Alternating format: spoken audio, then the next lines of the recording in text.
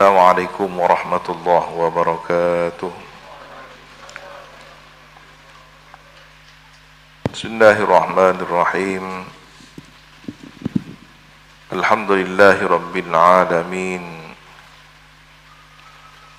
Wa bihi nasta'inu ala umuri dunya waddin. Wassalatu wassalamu ala ashrafil anbiya'i wal mursalin Sayyidina Muhammad wa ala alihi wa sahbihi ajma'in. Qala rabbi shrah li sadri wa yassir li amri wahlul 'uqdatam min lisani yafqahu qawli, amma ba'du.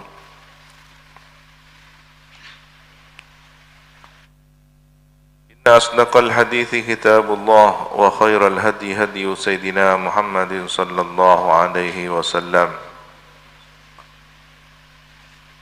wa syarral umuri muhdatsatuha wa kullu bid'atin dhalalah wa kullu dhalalatin finnar.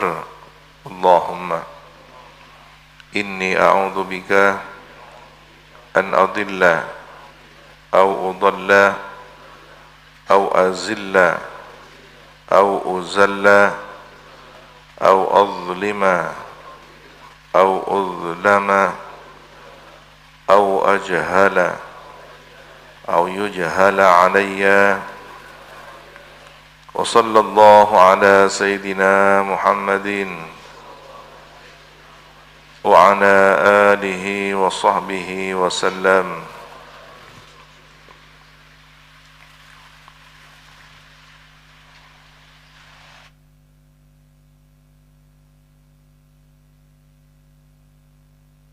Wa bisanadil muttasil ila al-imamil faqihil usuliyyi an-nahwiyyi al-mufassiri Jalaluddin Muhammad ibni Ahmad ibni Muhammad ibni Ibrahim al-Mahalli wa ila al-imamil hafidhi al-mu'arrikhil adibi al-muhaqqiqil mudaqqiqi Jalaluddin Abdurrahman ibni Abi Bakrin ibni Muhammad ibni Sabiqiddin Al-Khudairi As-Suyuti rahimahumullahu ta'ala wa nafa'ana bihima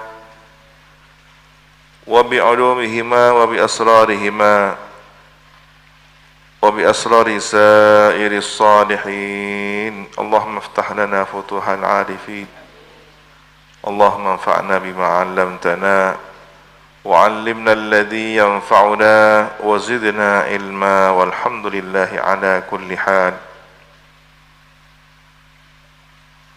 Sebelum kita lanjutkan, marilah kita membaca suratul Fatihah yang hadiahnya ba'dal qabul kita peruntukkan pada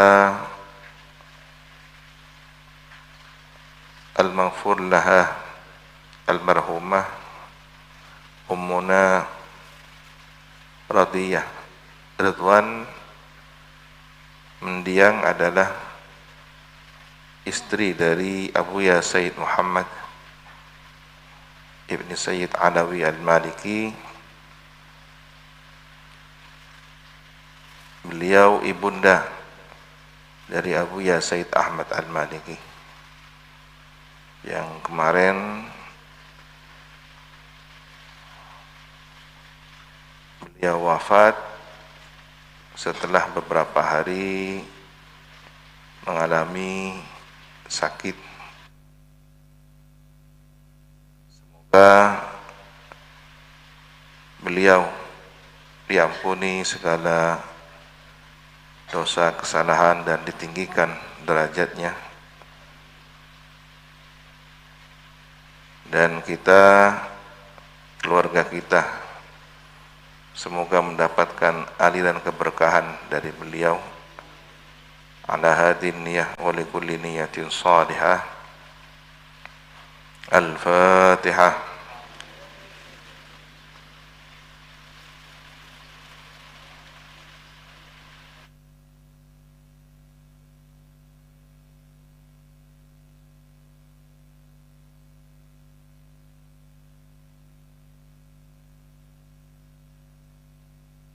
Kita lanjutkan tafsir surah Ibrahim ayat ke-39. Ila tafsiri qaulih ta'ala, Alhamdulillahilladzi wahaba li 'alal kibari Ismaila wa Ishaqa. Inna rabbi lasami'ud du'a.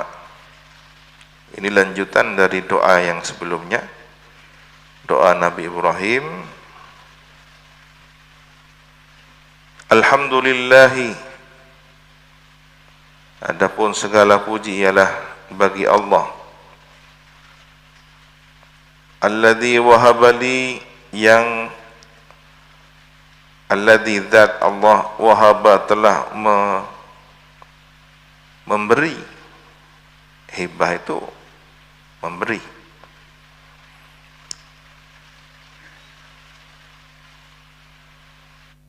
Kalau secara fikih memindahkan hak, bahwa yang maha memiliki segala sesuatu adalah Allah, kemudian kepemilikan itu, ciptaan itu diberikan kepada makhluk, hamba-hamba yang dikehendaki olehnya.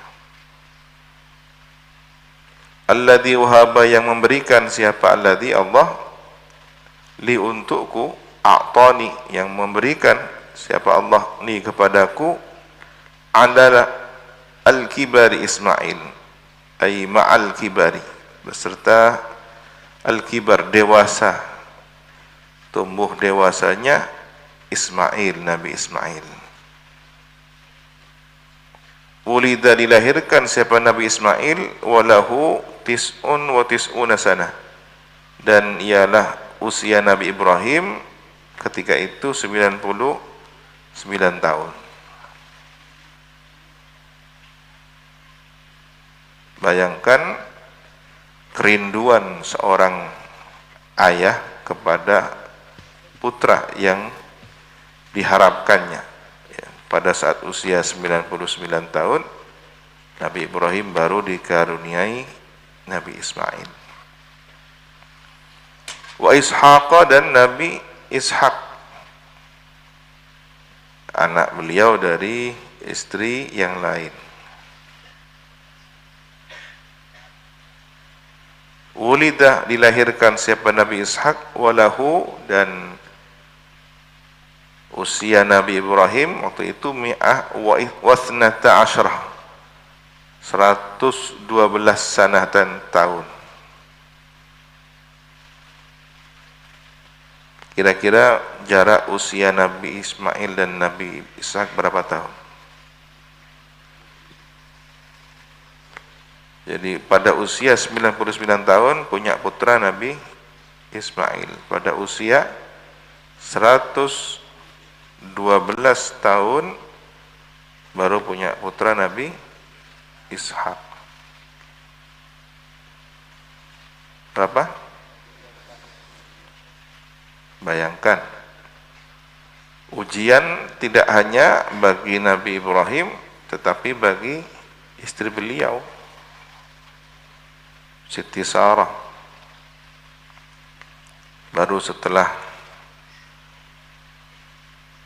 Allah beritakan gembira, ya, Siti Sarah terheran-heran, seperti tidak percaya, senyum bahagia, penuh dengan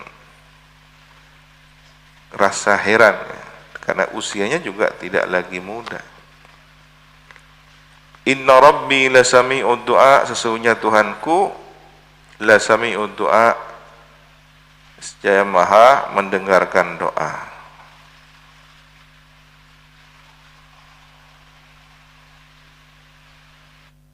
Rabbi ja'alni, wahai Tuhan, ij'alni, jadikanlah untukku,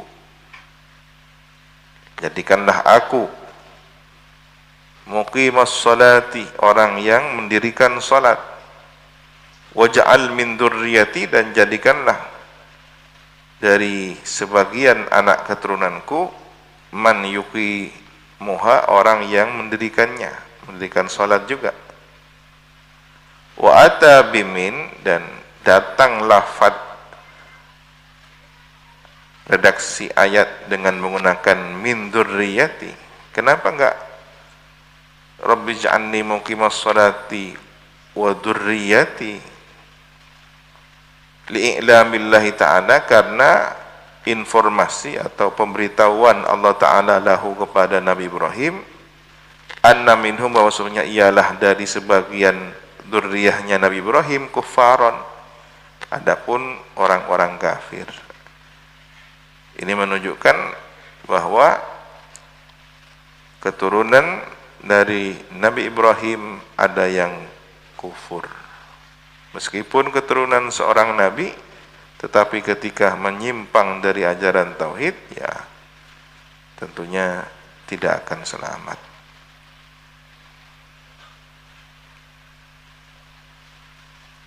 Siapa? Ya kufar Quraisy Mekah, yang secara silsilah nasab diketahui mereka bangsa Quraisy dari keturunan Nabi Ismail. Ternyata ada yang ikut menyembah berhala. Bahkan ketika baginda Nabi Muhammad SAW diutus sebagai Nabi dan Rasul, tidak beriman. Dan mereka kan keturunan Nabi Ibrahim, tapi kufur. Keturunan Nabi ya celaka karena tidak mengikuti ajaran agama Nabi Ibrahim Hanif, yang lurus ya. Begitu juga keturunan Nabi Ibrahim dari Nabi Ishak, Bani Israel. Ada yang kemudian menjadi Yahudi, menyimpang dari ajaran Nabi Musa, mengingkari Nabi Isa.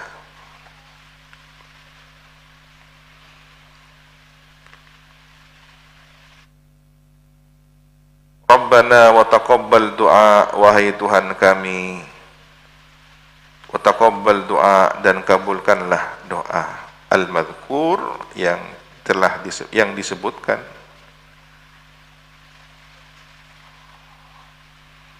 Rabbana ighfirli wa liwalidayya, wahai Tuhan kami, ighfirli, ampunilah aku, wa liwalidayya, dan kedua orang tuaku.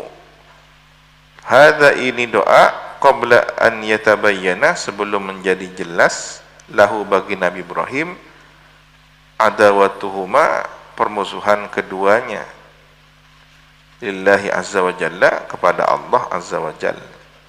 Ya, kalau kemudian yang dimaksud di sini orang tuanya adalah pamannya, ya berarti paman ya. Karena terjadi perbedaan pendapat di kalangan mufassirin.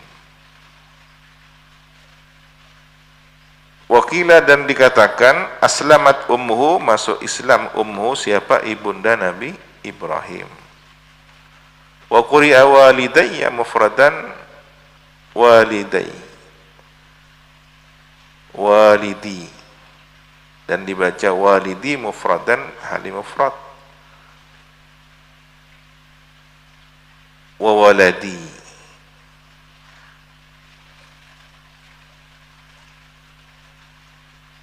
dan dibaca waladi.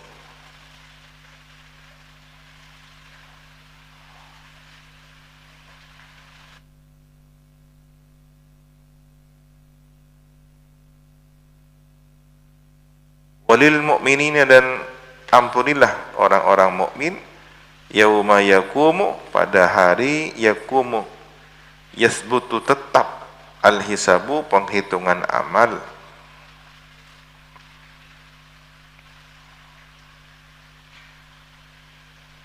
Ini termasuk rahasia keberkahan dzurriyyah Nabi Ibrahim,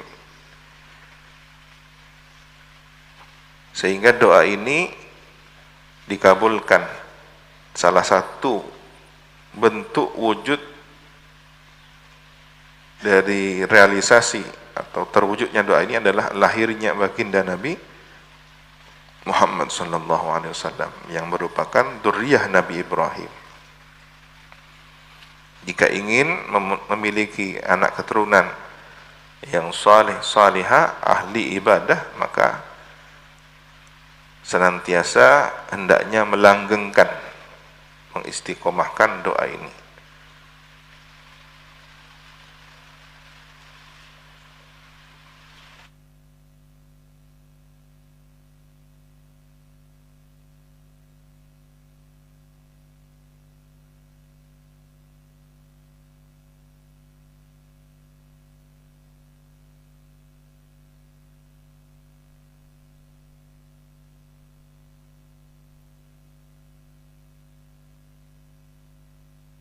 Sebelum menjelaskan tafsiran ayat ini, isyarah tentang ayat yang sebelumnya.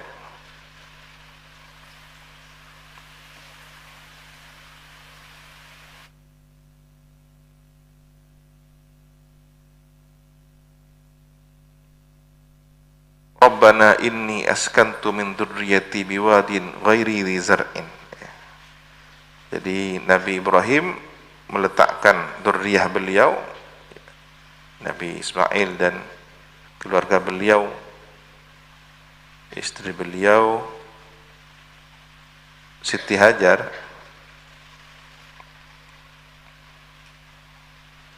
ini dalam rangka ta'limul yakin, ditempatkan di tempat lembah yang tidak ada tanamannya, sehingga yang diharapkan hanyalah langsung anugerah dari Allah Subhanahu wa taala. Berbeda orang kalau kemudian bertempat tinggal di suatu negeri, melihat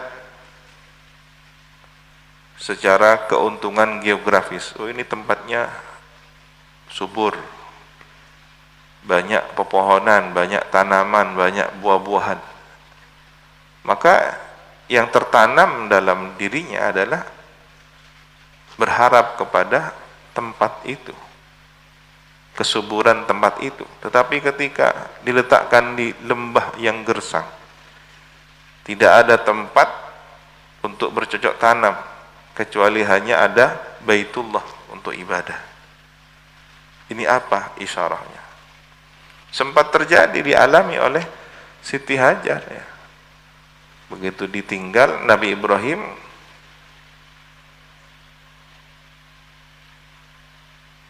kemudian melangkahkan kaki pergi, ya.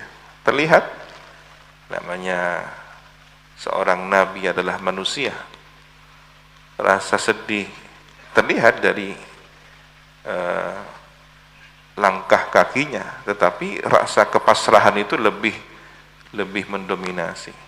Lalu dalam riwayat dikisahkan Siti Hajar memanggil-manggil Nabi Ibrahim, kenapa engkau tinggalkan kami di tempat yang tidak ada tanamannya ini, yang tidak ada tempat untuk berbekal demi menyambung hidup.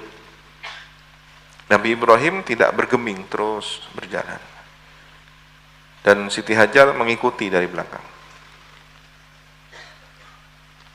Karena ini adalah istri seorang nabi, ya, yang sudah terdidik dalam tarbiyah iman, terdidik dalam madrasah kenabian, akhirnya beliau, Siti Hajar, dapat menyimpulkan apakah ini perintah dari Allah.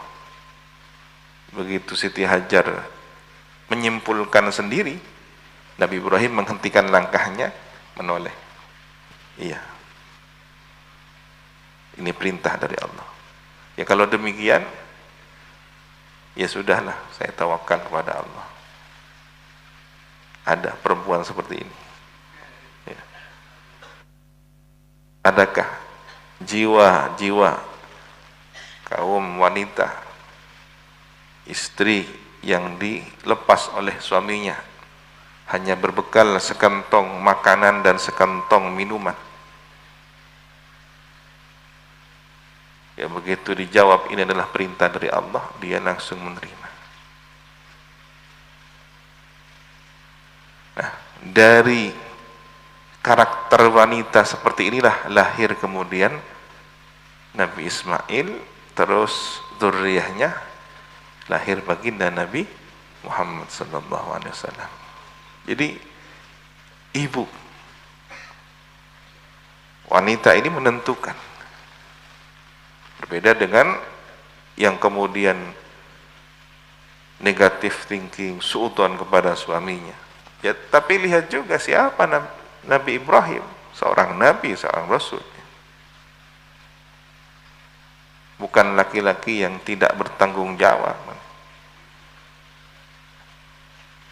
Ketika suaminya adalah seorang yang saleh, dekat dengan Allah, maka istrinya juga mendukung perjuangan suami penuh dengan ketawakalan.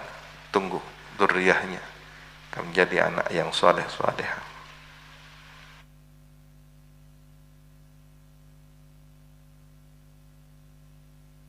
Tujuannya apa? Rabbana liyuqimus shalah.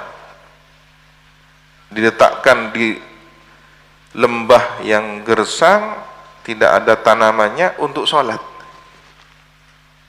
Adakah di sini liyazra, ya, untuk bercocok tanam, untuk mengembangkan bisnis usaha? Tidak ada, tapi untuk sholat, untuk ibadah, untuk memakmurkan Baitullah.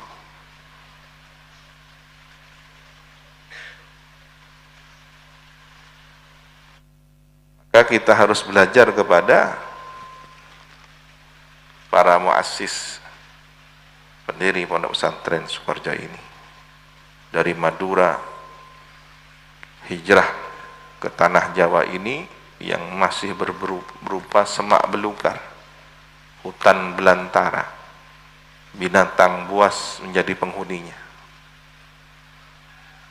Kalau berbicara prospek untuk berdagang, berbisnis, mencari maisha, peradaban waktu itu ada di Panarukan, pusat perekonomian ada di Asem Bagus, tetapi harus ke timur masuk ke hutan belantara, sehingga sebagian orang yang tidak kenal dan tidak faham siapa Raden Ibrahim ini mengolok-olok beliau, bahkan sempat ditahan oleh kolonial Belanda karena diduga membuka lahan tanpa izin. Padahal lahan ini adalah lahan tukar guling istilahnya, tanah yang di Madura.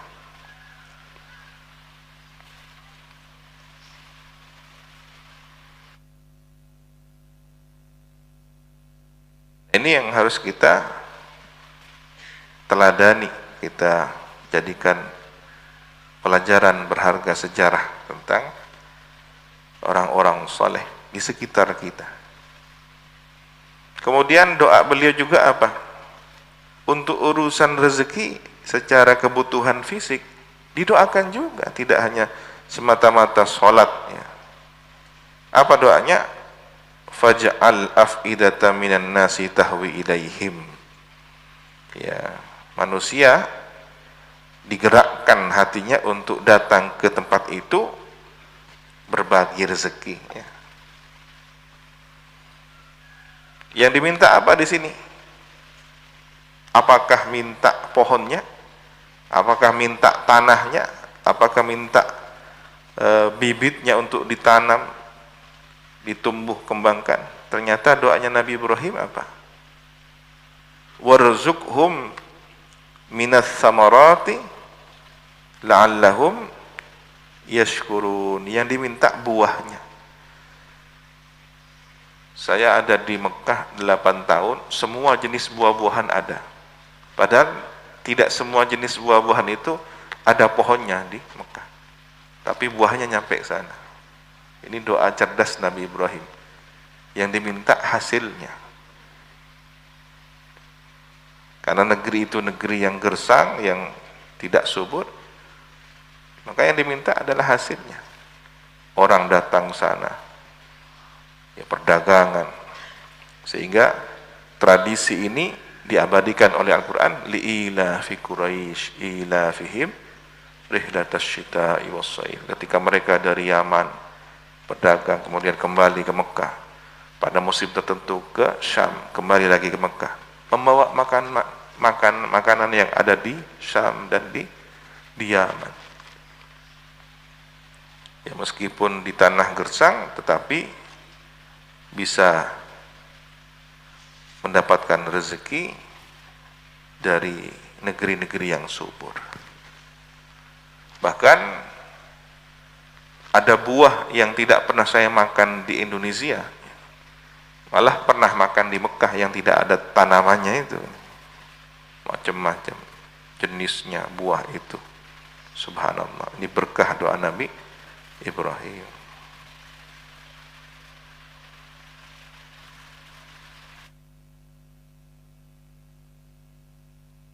Dengan catatan apa? La'allahum yashkurun.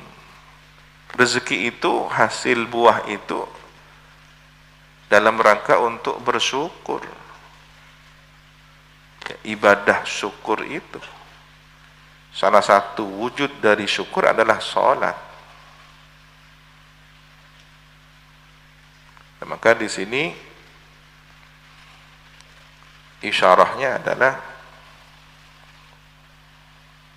agar supaya mereka konsentrasi beribadah sementara rezeki sudah dijamin. Jadi orang yang melaksanakan perintah Allah dengan fokus beribadah, ini akan dijamin rezekinya oleh Allah Subhanahu wa taala. Tidak usah khawatir. Anda di dalam pesantren mengikuti aturan meskipun tidak bisa beraktivitas keluar, ada jaminan dari Allah Subhanahu wa taala, ya. Belum tentu rezeki yang dirasakan santri itu seperti rezeki yang dirasakan oleh mereka yang ada di luar sana, ya. Rezekinya santri, Masya Allah, bisa makan ini, makan itu, berbagai macam jenis makanan. Padahal dia tidak bekerja di sawah, tidak bekerja di ladang. Bahkan ada yang pemilik ladang tidak pernah mencicipi hasilnya. Begitu sudah berbuah dikirim. Dia hanya menanam, tapi justru yang menikmati yang tidak pernah ikut menanam. Di Indonesia ini serba barang-barang berkualitas dikirim keluar, apa namanya? Di ekspor, ya. Mulai dari makanan, buah-buahan, semua jenis padi-padian, beras, semua yang terbaik dikirim keluar. Sampai kertas itu, buku yang paling bagus kita belinya di Arab Saudi. Ini kan made in Indonesia. Saya pikir, kok bagus, tapi buku-buku yang di Indonesia kok malah kualitasnya. Begitu juga beberapa jenis barang-barang ekspor dari Indonesia sampai di luar negeri berkualitas luar biasa. Justru yang negerinya ini, penduduknya sendiri tidak menikmati. Ini kalau berbicara keberkahan. Sementara di Mekah yang tidak punya ladang, tidak punya apa, menikmati hasil. Ini berkah namanya, keberkahan.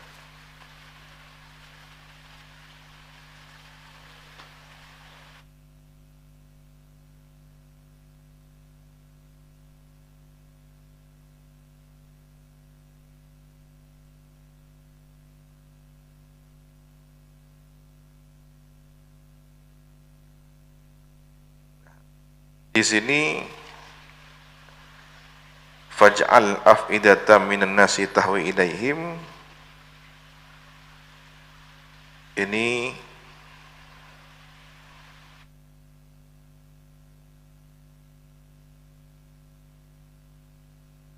doa Nabi Ibrahim agar supaya Allah menggerakkan hati-hati hambanya, makhluknya itu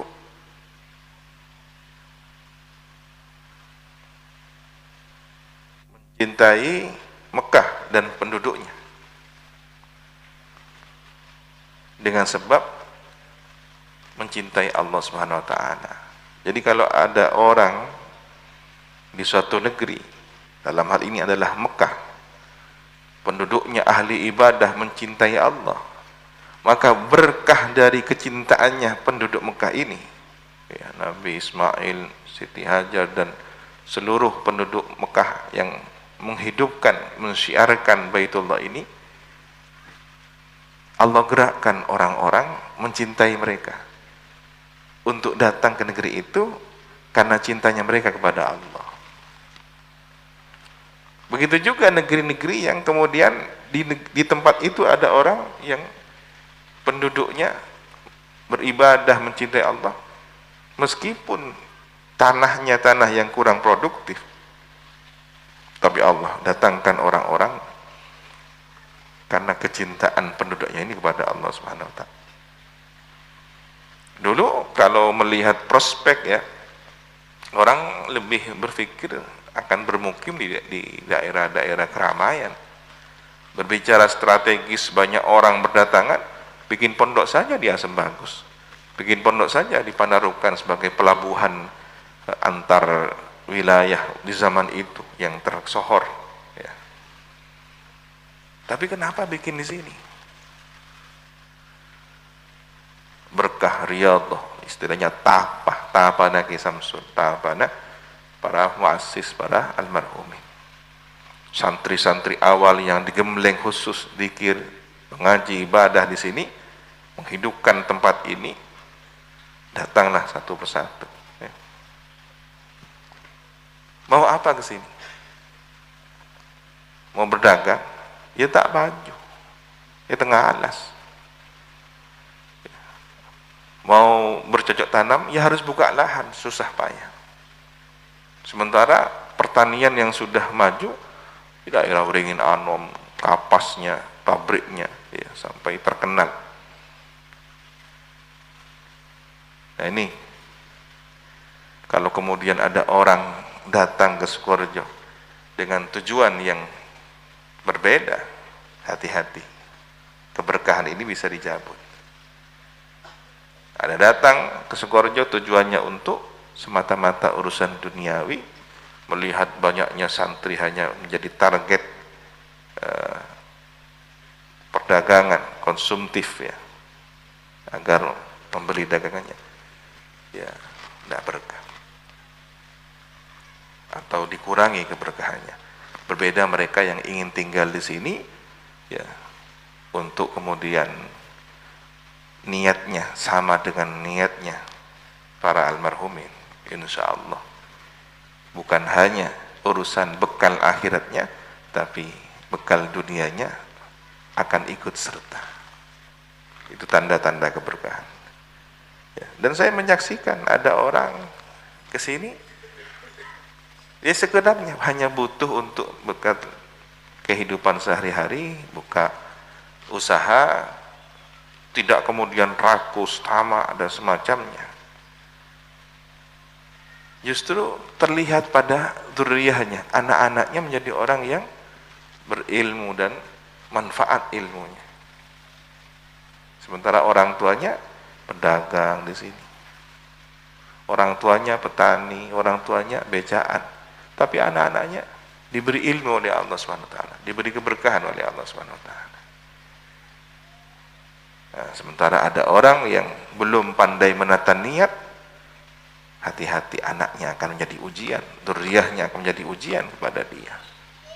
Mungkin berpenghasilan banyak, mungkin bisnisnya lancar, tapi diuji dengan banyak faktor, banyak hal. Na'udzubillahi min dzalik. Begitu juga di Mekah. Ternyata jawabannya hari ini saya ketahui, ya.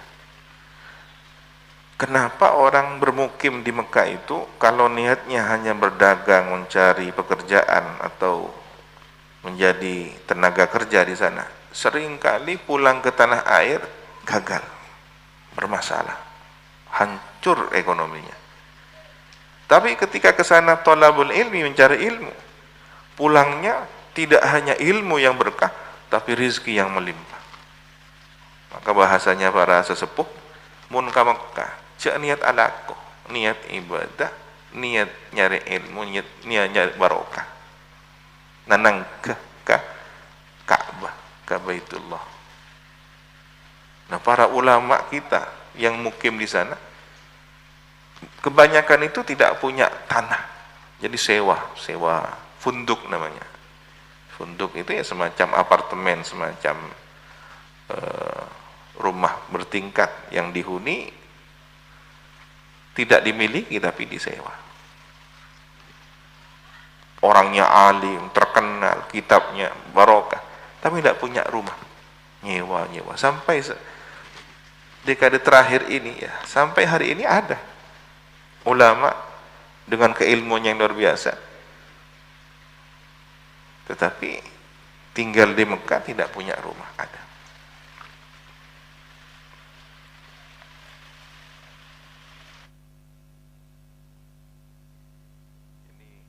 Memang dilatih untuk tawakal, karena ketika orang itu hidupnya hanya nyewa dan nyewa, dia akan teringat bahwa hidup itu memang sementara, hidup itu memang nyewa sebentar, nanti mau pergi ke perjalanan berikutnya. Berbeda orang yang kemudian sudah punya tanah, orang sudah punya lahan, merasa memiliki, dia akan merancang, ini nanti begini, ini sudah dirancang.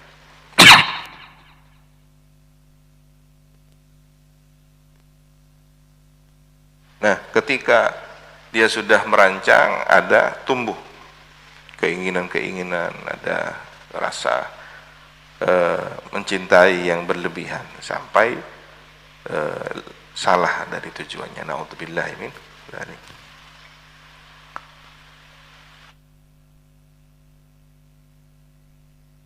Tentu ini orang-orang pilihan ya yang semacam ini, karena kalau tidak memiliki ketawakalan yang tinggi, boleh jadi dia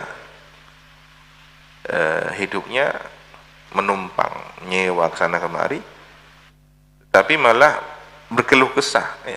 Bukan malah berjiwa orang yang tawakal, berjiwa orang yang merasa hidup sementara di dunia akan segera melanjutkan pada akhirat, tapi setiap hari menjadi keluh kesah.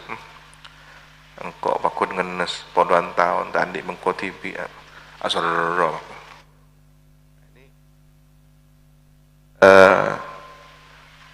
Juga tidak baik ya.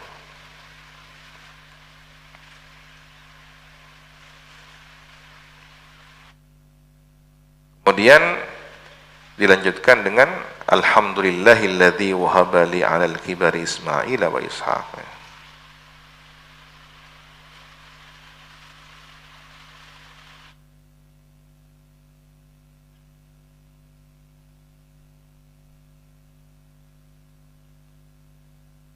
Isyarahnya adalah ini doa untuk dianugerahi keturunan secara genetik, ya, punya anak, punya cucu, punya dzurriyyah. Tapi di sini juga adalah keturunan secara ruhani. Ya, dia punya murid, muridnya punya murid, ilmu yang diberikan diamalkan terus dengan generasi. Ini juga naslur ruhani, keturunan bukan genetik tetapi secara nasab keilmuan. Bahkan ada yang nasabnya nasab mahabbah.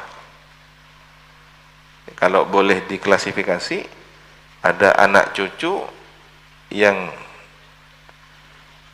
itu secara zahir, bukan secara maknawi, memang benar-benar anak cucu secara genetik, biologis.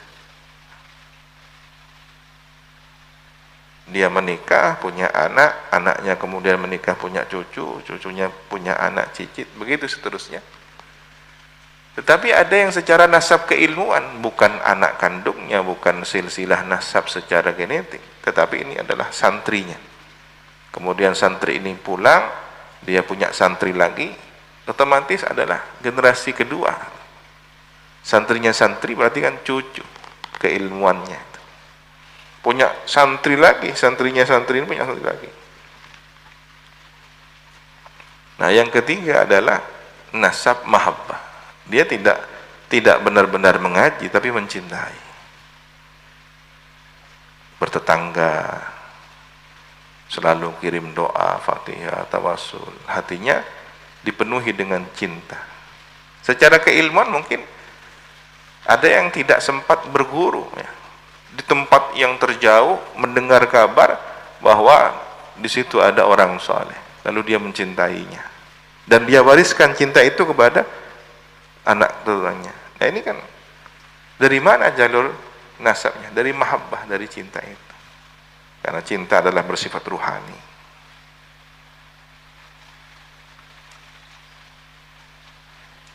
Nah, sementara anak yang secara ruhani ini kadang lebih sempurna dibanding anak yang secara genetika biologis ya.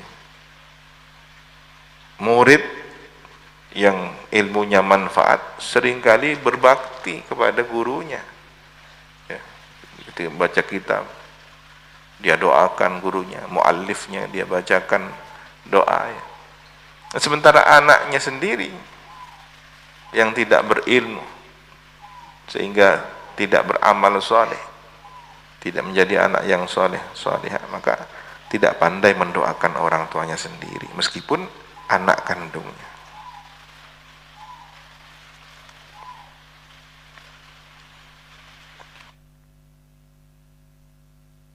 Kalau begitu, bayangkan dalam benak kita di saat berdoa, Rabbi ja'alni muqimas sholati wa min dzurriyyati, tidak hanya dzurriyyah secara an-naslul bashari, keturunan secara genetik itu, tetapi an-naslur ruhani juga didoakan. Dzurriyyah di sini adalah santri-santrinya dan santri dari santri-santrinya. Alhamdulillah dalam tartibul fawatih sudah ada di situ. Al-Fatihah ila ahlu bait ma'ad salafiyah syafi'iyah wal ummana wat talabah ya, semua kena itu. Ketika kita doakan guru kita, anallaha yahfaduhu wa yansurhu yubarik fihi wa fi auladihi wa talamidatihi ya, muridnya didoakan juga. Nah, ini an-nas ar-ruhani, keturunan ruhani.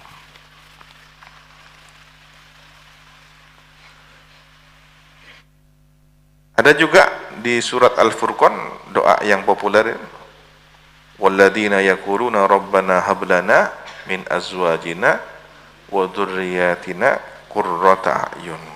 Nah, bayangkan bahwa dzurriyyahnya juga adalah dzurriyyah yang ruhani itu. Qurrata a'yun apa maksudnya? Mereka istiqomah dalam agama, istiqomah dalam thariqah manhajnya para salihin, tidak menyimpang akidahnya, tidak menyimpang dari ajaran para salafun salih. Itu qurrata a'yun.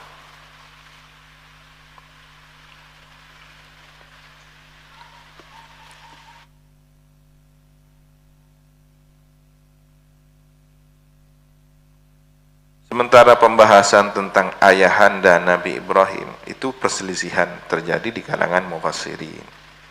Sementara ada juga yang berpendapat bahwa yang kufur itu adalah pamannya, Azar, bukan ayah kandungnya. Ayah kandungnya adalah Tarikh. Mengingat ada hadis-hadis lain yang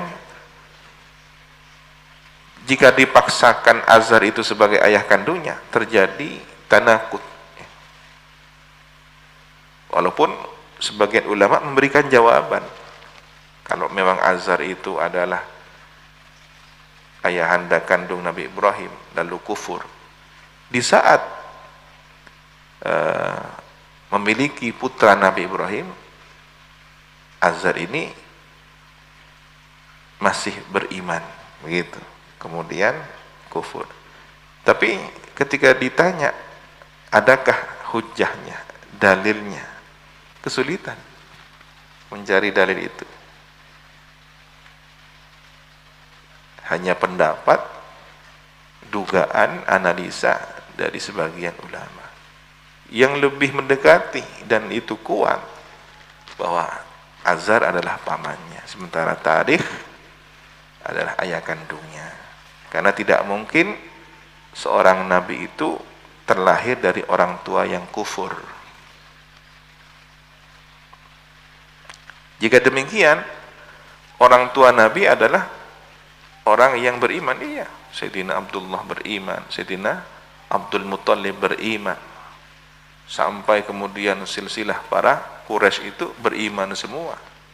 Hanif, agama Nabi Ibrahim. Meskipun di sekitarnya sudah banyak yang kufur, orang-orang di sekitarnya, kerabatnya, keluarga dekatnya banyak yang menyembah berhala, tapi silsilah yang bersambung nasabnya dari Nabi Ibrahim, Nabi Ismail sampai Sayyidina Adnan, ya, yang sering kita baca nasab beliau dalam maulid, ya, sampai kepada Hashim, ya, Bani Hashim dan kabilah setelahnya, sampai kepada Sayyidina Abdul Muttalib, Sayyidina Abdullah, sampai kepada baginda Nabi Muhammad sallallahu alaihi wasallam.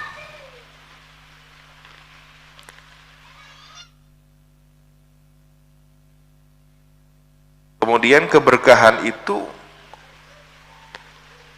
dari keberkahan kakek leluhur Nabi, semuanya terhimpun pada diri Nabi Muhammad SAW. Jadi Nabi Muhammad ini adalah khulasah, himpunan dari kebaikan-kebaikan para datuk-datuknya. Datuknya ada yang dermawan, ada yang pemberani, pendekar, ada yang bermacam sifat-sifat mulia dimiliki. Sayyidina Adnan terkenal dengan apa? Siapa lagi yang terkenal dalam sejarah itu? Mughirah.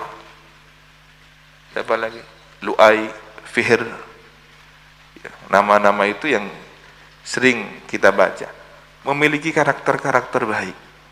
Semua karakter ini diturunkan menyatu dalam sosok baginda Nabi Muhammad SAW. Jadi insan kamilnya Nabi tidak hanya dalam fisik, secara bentuk rupa fisik, tapi karakter kemanusiaannya yang terhimpun, terkumpul, terwariskan dari kakek-kakeknya semua, menyatu dalam diri Nabi Muhammad SAW.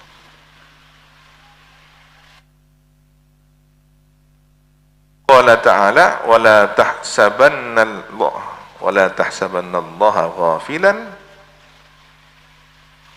amma ya'malu dhalimun. Al-ayah. Shadaqallahu al-azim. Wallahu subhanahu wa ta'ala alam bis-shawab. Subhanakallahumma wa bihamdika asyhadu an la ilaha illa anta astaghfiruka wa atubu ilaik. Sallallahu ala sayyidina Muhammadin. Assalamualaikum warahmatullahi wabarakatuh. Tawakkalu ala Allah.